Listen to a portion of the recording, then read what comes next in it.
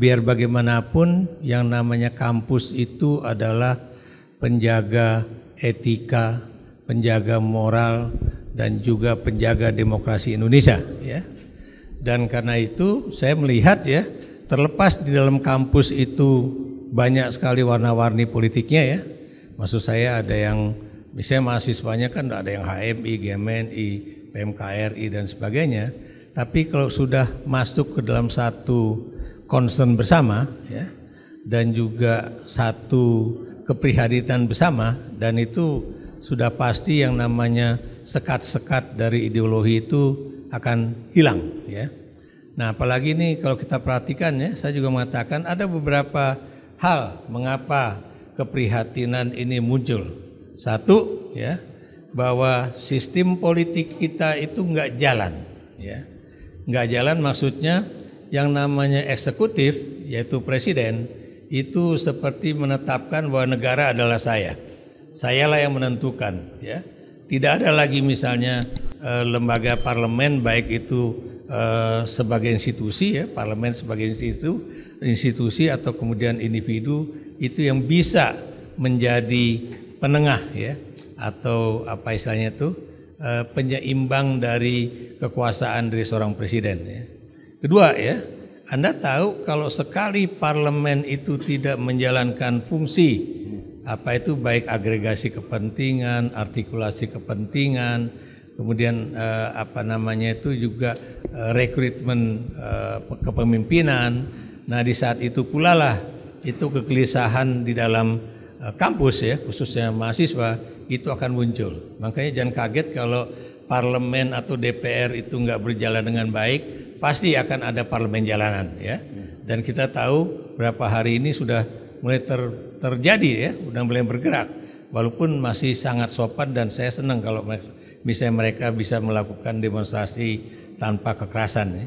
Nah, kemudian kita tahu juga ketika mahasiswa juga mengalami kesulitan di dalam pergerakan mereka baik di dalam maupun di luar kampus, dan kemudian yang tadi Pak Agus Supriyatna katakan, ya, ada dua peristiwa yang juga tidak didengar oleh Presiden, ya, yaitu persoalan keputusan MK yang secara tegas ditolak oleh MK, ya, itu, dan kemudian pemimpin MK-nya kemudian mendapatkan sanksi tegas, yaitu pemecatan dari posisi dia sebagai ketua MK. Dan kemudian ini lagi juga ada yang namanya DKPP membuat satu sanksi keras, ya, dalam tanda kutip, tapi kerasnya, ya. Kenapa saya dalam tanda kutip? Karena dia hanya memberikan saksi teguran terakhir, ya, teguran keras terakhir.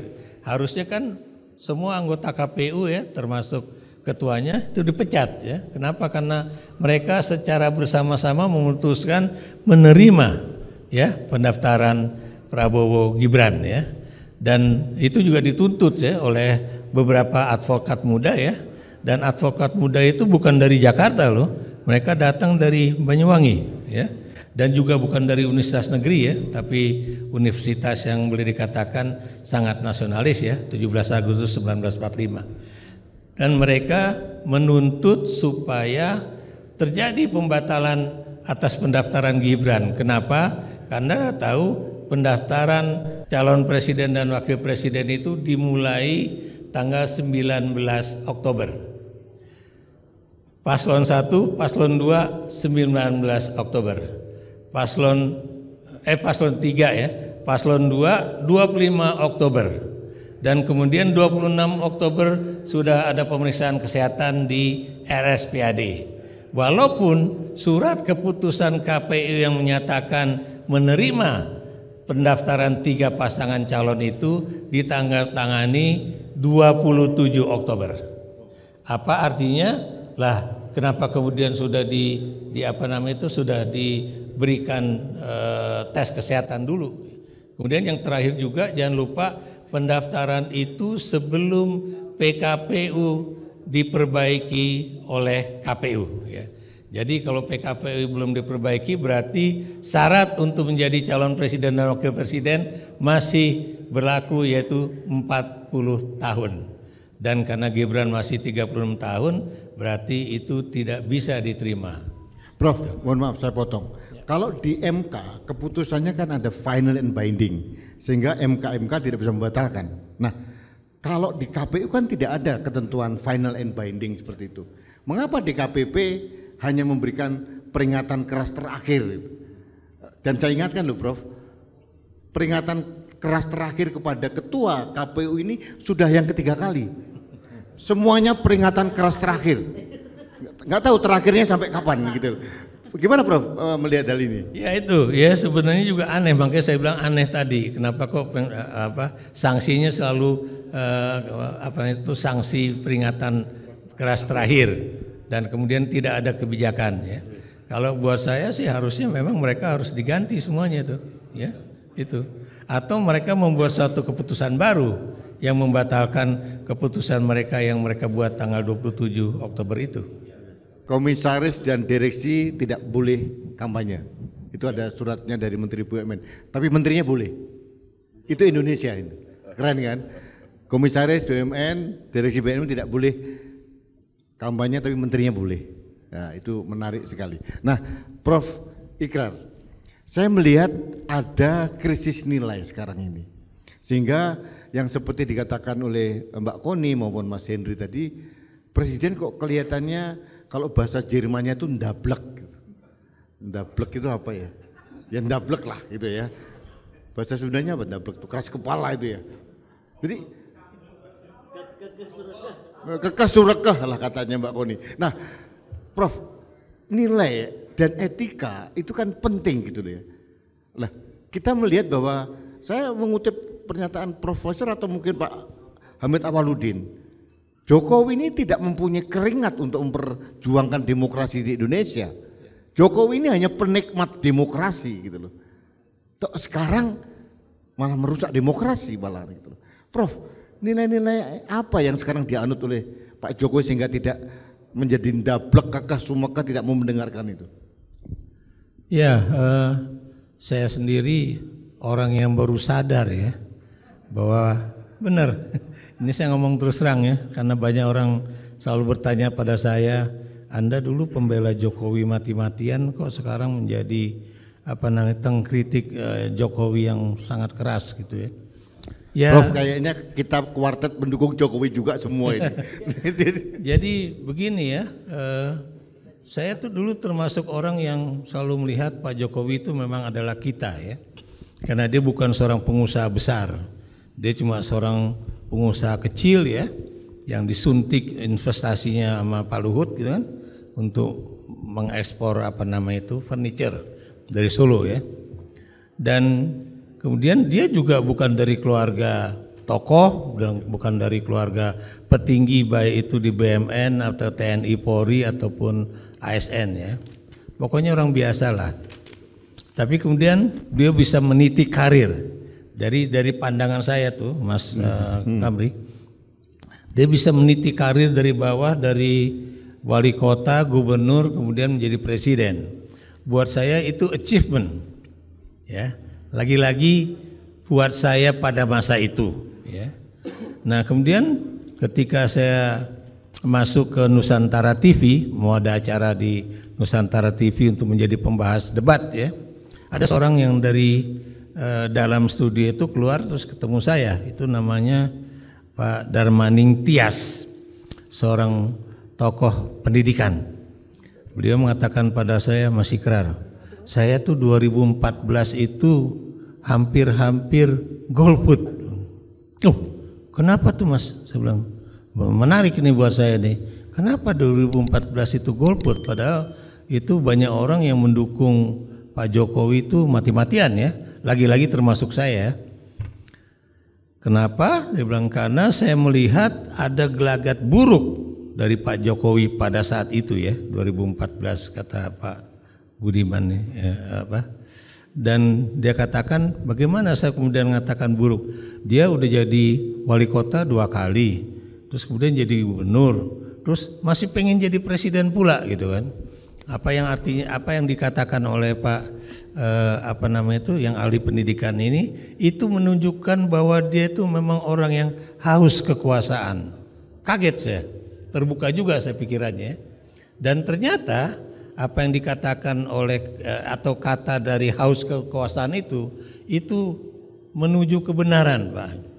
Kenapa menuju kebenaran ya?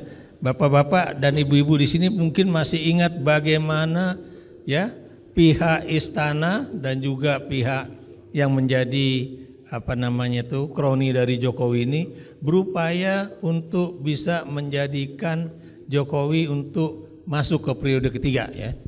Dan saya tadi pagi baru aja mendengarkan wawancara Bu Mega dengan Rossi ya, baru tadi pagi bukan tadi malam. Dan saya melihat Bu Mega itu memang benar-benar orang yang serius mempertahankan konstitusi. Iya. Beliau mengatakan tidak itu. Kalau ada mau perpanjangan nggak bisa karena itu melawan konstitusi. Dan Anda tahu semuanya bahwa ketika dikatakan tidak karena melawan konstitusi, dicoba lagi. Kalau gitu tambahlah 2 tahun karena adanya COVID gitu kan.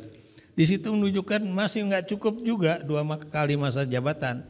Begitu itu semuanya nggak berhasil, diajukanlah anaknya menjadi calon wakil presiden ya, yang bukan Mas Sahil ada di dalam pikiran dia. Mungkin 2 tahun kemudian bisa menjadi presiden ya, jika misalnya Prabowo tidak bisa melanjutkan kepresidenannya. Ya. Jadi di situ menunjukkan memang kekeh, Mas. Kenapa saya bilang kekeh ya? Kita ngomong begini nggak akan dia berhenti.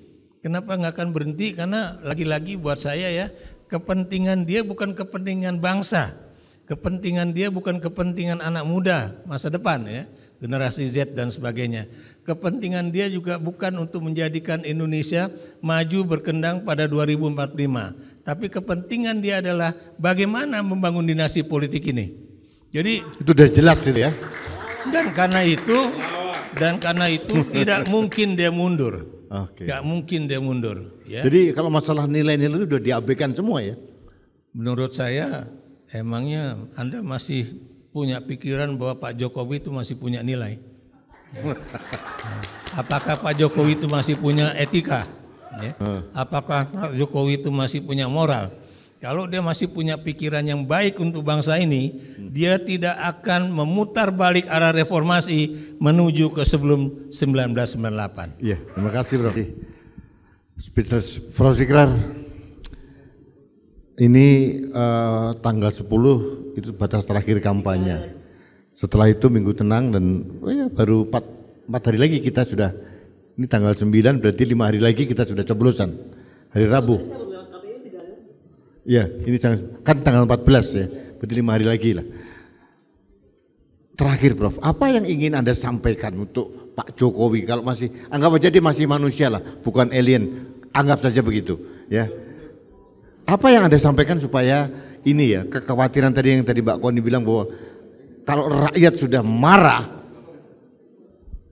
kalau beberapa TNI yang punya nurani itu sudah kecewa, dari Polri juga begitu, itu negara ini bisa bahaya loh. Ini seperti saya ingat zaman waktu Pak Karno tahun 65, kalau lihat sejarah itu didahului juga dengan suara kampus juga kan, jatuh. Pak Harto jatuh dari kampus juga. Ini tanda-tandanya ke arah sana loh. Apa yang ingin Anda sampaikan Prof untuk yang terakhir menjelang 5 hari lagi kita harus nyoblos? Agak sulit juga ya. Ini fatwa ini, fatwa dari Profesor. Jadi kalau saya sih berani mengatakan stop politicking di istana ya. Kasihanilah itu, karena kan UGM kan memberikan cap ada pada 3 orang ya. 3 orang itu Jokowi, kedua itu Pratikno, dan ketiga itu bukan, anak Agung Ari Dwi Payana. Ya. Jadi yang ini adalah alumni UGM paling memalukan kalau nggak salah ya. Saya lupa menggunakan kalimatnya ya. Yang kedua itu Pratikno itu memalukan yang kedua. Yang ketiga itu Ari Dwi Payana ya. Nah memang sudah ada masukan-masukan pada presiden ya, apakah beliau cuti ataukah mundur dan sebagainya dan Jadi sebagainya. Mengajukan cutinya kepada siapa? Ya ini dia ya, persoalannya kan ketua KPU nggak mau menerima usulan cuti itu kan. Kalau jadi Jokowi izin cuti ke Jokowi presiden. izin pada dirinya sendiri. Jokowi sebagai individu minta izin kepada Presiden Jokowi. Jokowi sebagai kepala negara mungkin gitu kan. Tapi yang jelas ya, saya melihat ya, tadi yang belum saya jawab itu Mas Rudi, bahwa Anda melihat bahwa apa dampak dari suara-suara kampus ya. Dan karena paling tidak ada 2 orang ya, atau 3 orang lah ya. Satu itu Ari Dwi Payana mengatakan gerakan kampus itu partisan ya. Kedua, Bahlil mengatakan saya mantan ketua BEM, saya tahu ini pasti ada senario ya. Yang ketiga yaitu saya lupa namanya nih, yang suka melakukan survei, bukan survei ini nih. Kodori. Itu juga saya juga bingung ya, dia sebagai insan kampus di UI ya. Sama lah, biar gimana pun kami satu alma mater. Dia juga masih mengatakan bahwa itu ada gerakan partisan ya. Karena dianggap para guru besar tidak mempunyai jejaring ke bawah, katanya begitu. Nah, jadi begini ya, dia juga mengatakan bahwa guru besar itu tidak punya jaringan ke bawah ya, ke rakyat. Oh, sekarang Burung Rudi rupanya juga tahu. Di waktu dia ngomong itu di ISC itu ya.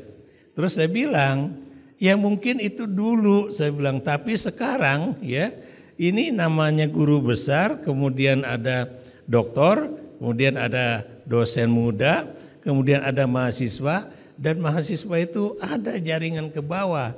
Kalaupun nggak ada, saya bilang itu mereka itu punya jaringan yang namanya medsos, ya. Dan medsos itu sudah bisa menjadi jaringan yang boleh dikatakan tidak perlu komando lah, gitu ya.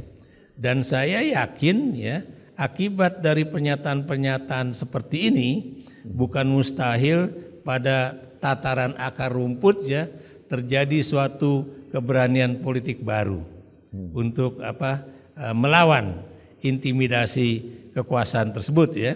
Jadi saya masih memegang itu hasil penelitian dari Idopol bekerjasama dengan Universitas Brawijaya yang tidak mau merilis hasil survei mereka.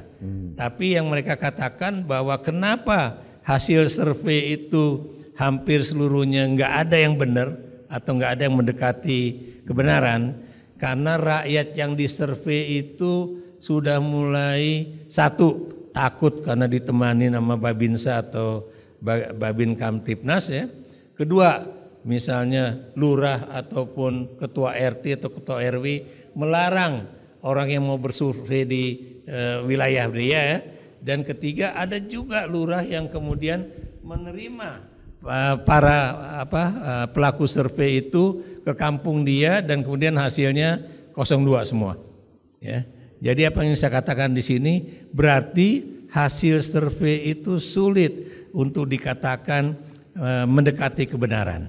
Dan karena itu jangan kaget ya, lagi-lagi jangan kaget kalau misalnya hasil dari pemungutan suara 14 Februari ini hasilnya bisa terbalik-balik ya. Cuma yang saya takutkan ya, kalau kemudian televisi itu melakukan quick count ya, atau satu lagi exit poll yang kemudian hasilnya berbeda-beda. Maksud saya kalau udah tahu bahwa ini TV yang lebih dekat pada 02 mengatakan hasilnya begini, yang kemudian ini satu begitu ya. Dan Anda tahu kejadian pada 2019 mengapa terjadi kerusuhan di Jakarta itu akibat dari terjadinya pemalsuan data di mana seakan-akan Prabowo menang mutlak. Dan makanya kemudian dia bikin siaran pers di depan media asing mengatakan bahwa saya nggak terima, saya dicurangin dan sebagainya. Dan terjadilah peristiwa Tamrin dan Petamburan itu ya. Jadi begini Pak ya, kalau saya tegas, cuma gara-gara dia ingin anak-anak dan mantunya itu naik ke panggung politik nasional dan daerah, dia tega ya merusak negeri ini ya. Dan buat saya dia bukan lagi pembajak demokrasi Indonesia, tapi dia adalah seorang pengkhianat bangsa. Kenapa pengkhianat bangsa? Dan kalimat ini memang terus terang saya kutip sedikit dari Pak Jenderal Gatot Nurmantio. Dia bilang terlalu ringan itu pernyataan kawan saya Prof. Ikrar yang mengatakan cuma pembajak demokrasi. Dia adalah pengkhianat bangsa. Kenapa demikian ya? Kalau saya lihat kategori itu dan kayaknya ada benarnya. Kenapa? Anda bayangkan ya Pak ya, itu dia merusak demokrasi kita. Dia kemudian menghancurkan sistem merit ya di dalam partai-partai politik ya, khususnya di dalam Golkar, di dalam PSI ya, dan juga tentunya dalam PDIP ya. Dan kemudian dia juga merusak aturan hukum kita ya dengan intervensi ke Mahkamah Konstitusi ya. Dia kemudian juga merusak ya itu generasi Z ya, yang seakan-akan bahwa mereka harus mendukung anak muda menjadi calon presiden ya, yaitu anaknya sendiri ya. Dan Bapak bisa bayangkan ya, bagaimana kalau seorang wakil presiden atau presidennya sendiri itu tidak peduli pada etika. Dan kalimat Pak Prabowo yang selama ini diingat ada orang etik, enggak semua etik kan. Itu aja udah menunjukkan bagaimana kalau seorang presiden itu meletakkan etika itu sebagai sesuatu yang tidak penting. Dan berkali-kali ya, apakah itu Anies, apakah itu Ganjar, apakah itu Muhaimin, ataukah itu Pak Mahfud MD, tidak pernah mereka itu menihilkan kata etik dan moral itu di dalam perdebatan calon presiden dan wakil presiden. Apa artinya itu Pak ya? Itu etika itu kalau sudah nggak ada, nggak jadi pegangan bagi seorang pemimpin, mau dikemanakan negeri ini ya. Apalagi mungkin nih Pak Hendy yang harusnya bisa menjelaskan ya. Rupanya di dalam putusan MK itu harusnya kalau Jimli itu mengatakan Anda melakukan pelanggaran berat etik, itu harusnya itu otomatis keputusan MK itu gagal demi hukum. Kenapa demikian? Karena tidak ada putusan hukum menurut para ahli hukum ya yang tidak didasari oleh etika yang benar. Gitu. Nanti mungkin Pak Hendy yang bisa menambahkan soal itu.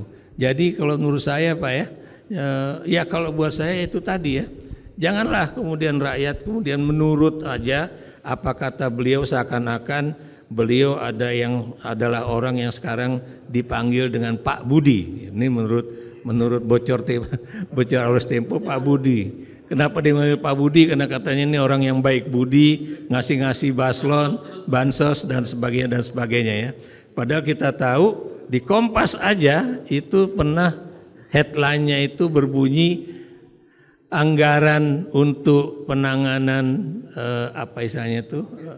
bukan COVID. Anggaran untuk penanganan kalau terjadi bencana pada tahun 2024 itu masih belum diketahui dari mana anggarannya. Apa artinya itu? Kompas berarti sudah ngasih warning secara halus ya. Ini duit bansos rupanya udah habis gitu. Dan Anda juga tahu ya, lembaga-lembaga negara, kementerian negara semua dipotong 5% untuk bansos. Ya, kalau sudah begitu Pak, uang bansos udah habis, uang kemudian kementerian dan lembaga dipotong 5%, itu yang namanya kementerian lembaga itu udah megap nih. Bagaimana kemudian ini bisa berjalan dengan baik ya? Jadi itulah yang